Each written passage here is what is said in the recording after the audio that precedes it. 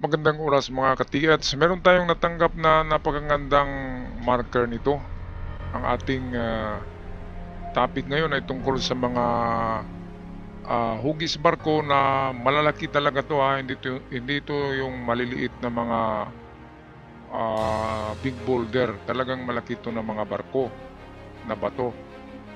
Tested na ito dalawang ano na ah, dalawang ano na tayo. Meron na tayong dalawang na vlog noon na mga hugis barko na merong laman. Yung isa ay personal ko na experience, yung pangalawa ay pinadala sa atin ng isang vlogger sa bundok kung saan barkong barko talaga. Well, atin yun na tingnan dito. Ito yung personal ko na nakita sa bundok na pinuntahan. Sa tingin ko recovered na ito. Dito inano dito nila nakuha.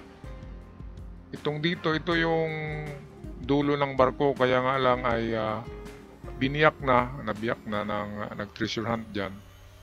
Tinanggal yung dulo, siguro merong sign yun. At dito chinisil din yan. So sa tingin ko dito talaga nakuha. Ngayon yung pangalawa, yung sinabi ko na padala ng vlogger, ito yun. Narito yung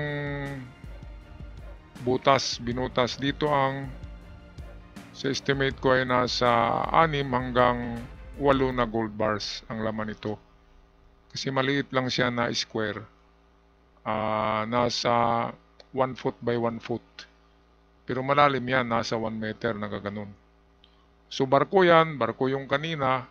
Ito naman ngayon ay talagang barko. Di ba mga ka-TH? Kapag merong ganito, ay kung ano man ang makikita niyong mga marka na nagtuturo sa malayo, ay wag muna kayong pumunta sa malayo. Nandito lang yan, it's either dito or sa bandang dulo or sa gilid o tagiliran o sa kabilang gilid. Basta nandyan lang talaga yan sa loob ng bato. Kasi ang kahulugan ng barko ay lalagyan siya. Sasakyan ang barko, merong ilalagay, di ba? Ang barko ay para kargahan ang purpose niyan. Mayroong ikakarga, mga tao at mga bagay. Kaya ang laman, kung mayroong laman, ay nasa loob talaga ng bato dahil ang purpose ng barko, ang meaning niya ay kargahan.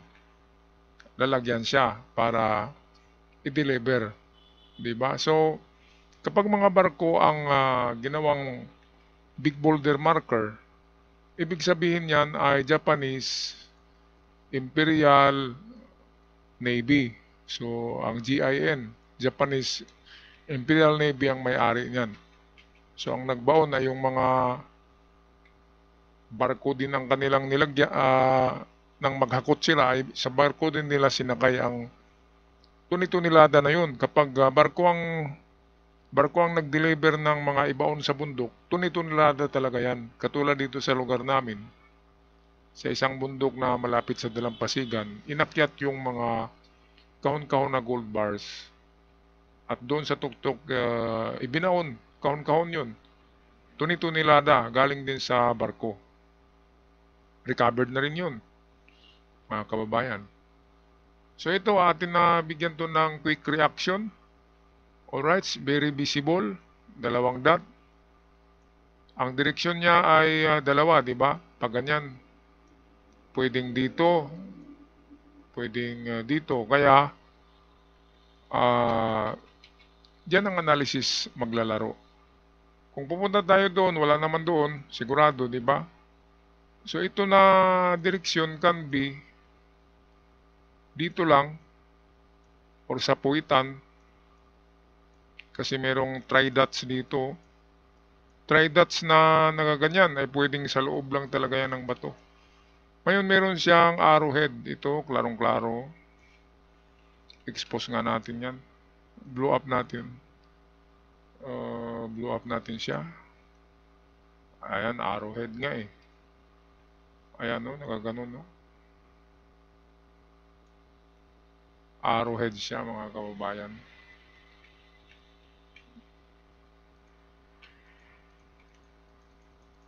Okay, so balik tayo sa ito. Okay. So, ang palibot, ah, nakita ko na pala to noon na vlog pala to nung isang merong nag-vlog nito na hindi treasure hunter. Parang napadaan lang diyan at nakita niya itong parang barko nga. Pero wala siyang sinabi about treasure kasi hindi nga siya treasure hunter, wala siyang alam sa ganito. Ngayon ay nadaanan ng ka-treasure hunter natin at may nagpadala sa akin sa Facebook. Sabi pakidecode. So ito na nga, ang gawin nyo ay masuhin nyo ang ibabaw nito. Inch by inch talaga, walang laktaw. Diyan, masuhin. Ganon din ang gilid. Lahat ng gilid, masuhin nyo. Kasi yan ay katulad nung pinakita natin kanina na nasa gilid lang ang butas. Pero of course, wala kayong makitang butas ngayon dahil nakapats ng semento. Pero kapag natamaan niya ng maso, ay mabubutas yan at madukot nyo yung item. Kung alahas man yan o gold bars, ay makikita nyo. So, ganoon din sa kabila, tirahin nyo. Wala na akong ituturong ibang puntahan kahit na ano pang direksyon ang ibigay niya. Dahil sa meron na nga tayong sample ng mga nakuwang treasure sa ganito. So, itong dalawa, can be 2 meters papunta rito.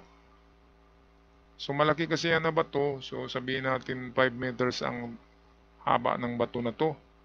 So, 2 meters, 1, 2, dito banda. Ito, bilugan natin ha. Unahin nyo ito pag bakbak dito ng maso. Ito na portion. Given yan dito. So, kung 2 meters yan, ayan. So, dyan lang yan, sa gitna. Hindi na tayo maghukay pa sa mga gilid. Dahil ang treasure in the creek, karamihan sa loob lang ng bato. Hindi naman gago ang hapon na magbaon pa sa creek. At pagbalik nila ay mahirapan sila at matagalan. Kasi ang recovery niyan ay dapat mabilis at walang makakita. Kaya ang ginawa nila, nilagay nila sa loob ng bato at ang bato ay pinats ng semento at ang hinalo sa semento ay bato rin na dinurog para talagang bato ang grano. Bato tingnan ang semento pero yun pala ay semento. Hinaluan nila ng powder na dinurog na bato. So ito, sa loob yan, mga ka-TH. Wala nang ibang puntahan. Congratulations sa inyo dyan. Kung sino man ang may-ari dyan sa creek, ay trabahuin nyo ng mabilis yan kasi klarong-klaro kayo. Basta yun lang, wag na gumamit ng detector. Ang detector ay tunog ng tunog, maguluhan kayo. Maso na lang, masuhin nyo, martilyo. At kapag natamaan yung patch, siguradong butas. Okay, so good luck sa inyo dyan. Punta tayo sa ibang signs. So ito palang pinadala sa akin, no? Padikod mga ka-TH, from Bukidnon pala ito. Dito ang daming symbol nito, pero merong visible lamang na nagsasabi na treasure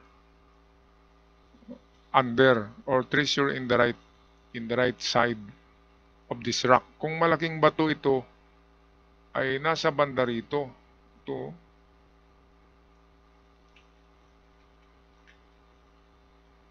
Kung malaking bato siya ay banda rito sa baba. Under yan Pero pagkapag walang square na bato diyan na parang simento na flat, tusok-tusokin nyo. Kapag wala, ay tingnan nyo rin ang loob ng bato. Kasi pwedeng lang to, decoy lang ng mga marka, pero ang item ay nasa loob ng bato kung malaking bato yan. Kung malaking bato siya. Okay, so ano pa bang ito? Pinadala rin to sa akin na isa-isahin na natin to. Merong visible na ito, parang chamber na nabutas o binutas. At merong sign na square ito. mga dots na mga nagpurmang square siya eh. So, ibig sabihin yan, merong treasure box sa malaking bato na yan. And of course, pwedeng nakabaon sa baba ng sign, pwedeng sa baba. Kaya nga lang, meron ng butas ang gilid. Pwedeng recovered treasure na yan, pwedeng na-recover na yan. Pero kung hindi pa yan na-recover, subukan nyo ang baba ng square dots na ito. Kapag i-connect kasi yan ay square. So, nagsasabi siya na merong treasure box. Okay, itong dito ay parang mga ano na to, na natural random dots. Hindi talaga siya man-made. Pero, merong isa dito, ito man-made to eh. Man-made yan. So, malaking mata, malapit lang yan sa harapan sa may mata. So, dito yan na direksyon. So, pinaka magandang mga distansya ay 3, 5, and 7 meters. Ito yung mga test dig na ginagamit ng panahon ng father ko. Ganito ang kanilang pag-test dig, 3, 5, 7. So, dyan ang mga distansya kasi makakuha. So, 3 meters muna. Kung wala, 5, and then adjust to 7 meters. Okay, napakagandang mga signs nito. Lalo na itong barko, loaded yan eh. Ang barko means load. Pwedeng mother load, di ba? Hindi yan yung, kapag barko na sign, hindi yan yung dalawang barita lamang. Kung nakita nyo kanina, itong sample natin, ito, ang nakuha dyan ay pwedeng 6 to 8 o baka 10 gold bars na merong 20 kilos bawat isa. Malalaki kasi yan. So, ganun din dito. Ito, kapag may nakuha dito na portion, ayan kasi ay 2 meters. Ito, lagyan ko ng dilaw. Ito na portion ang tinuturo nito. 2 dot.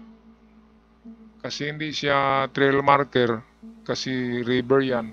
Alangan naman na mag-trail pa sila sa river. So, ibig sabihin yan, 2 meters lang galing sa bato. 3 meters lang sa malaking bato kasi ito. 2 meters lang, 1, 2, papunta dito na side. So, ito nga yun na portion na butasin. Malaman nyo naman yan kapag tumunog na parang halo kapag tirahin nyo ng maso, ay yun na yun. Sigurado na yun. Pero para makasigurado, lahat ng parte dyan, masuhin nyo kung saan yung tutunog na medyo halo, yun yung ang i-chisel nyo. Mga katiyats. Alright, good luck. Napakagandang marker nyan. Kaya nga lang, expose eh. Kitang-kita. Kaya kung trabahuin nyo yan, ay siguro gabi kayo magtrabaho dyan, mga katiyats. Okay, ako magpaalam na. Maraming salamat at huwag kalimutan mag-subscribe. Maraming salamat sa nagpadala ng marker na ito. Hanggang sa muli, paalam at ingat ang lahat.